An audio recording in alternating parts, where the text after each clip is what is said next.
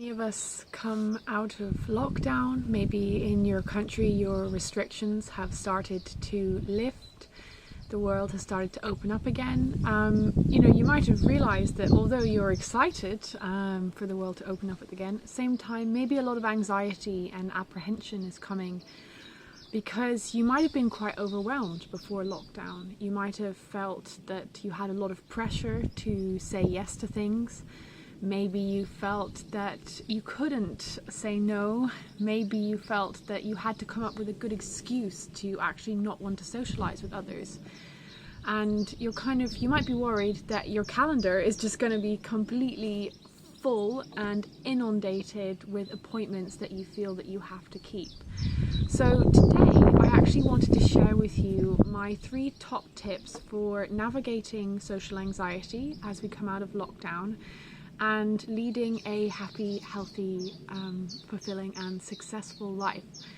So my first tip is to actually allow time for yourself to adjust to the new norm. So you've probably just spent the best part of a year with much less social interaction than you're used to. You might have been working from home, spending less time with family, friends, just even in crowds, in the street, on the tube or the bus. And you might have got used to that. So just something to mention is perhaps take a bit of time to actually adjust to this new norm that will be happening when things open up. You might not need to spend more time around people, maybe you need to go back into the office. So don't expect yourself to have the same level of tolerance that you had before lockdown. So allow yourself potentially a bit more space to do things slowly. This might be saying no to a couple of social interactions in the beginning.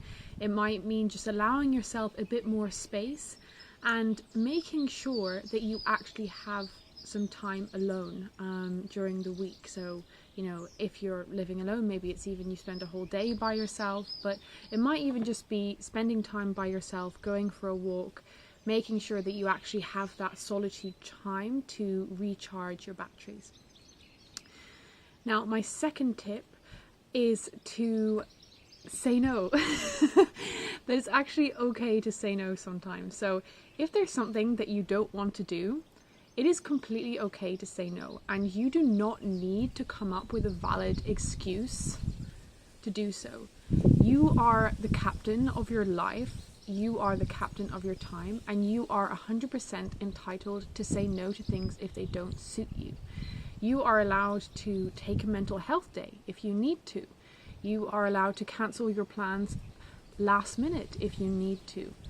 So just be aware that actually you don't need to come up with an excuse, even if you feel you do. And maybe get into the habit of not immediately having an excuse when you want to say no. So perhaps someone says, "Hi, do you want to go out for a coffee?" Maybe just say, "Actually, I don't really feel like going out for a coffee today, but perhaps another time would be nice." And to see what the other person responds. And you might be surprised that maybe they say, "Oh, well, actually, I don't feel like going out for a coffee either." So that's the second one.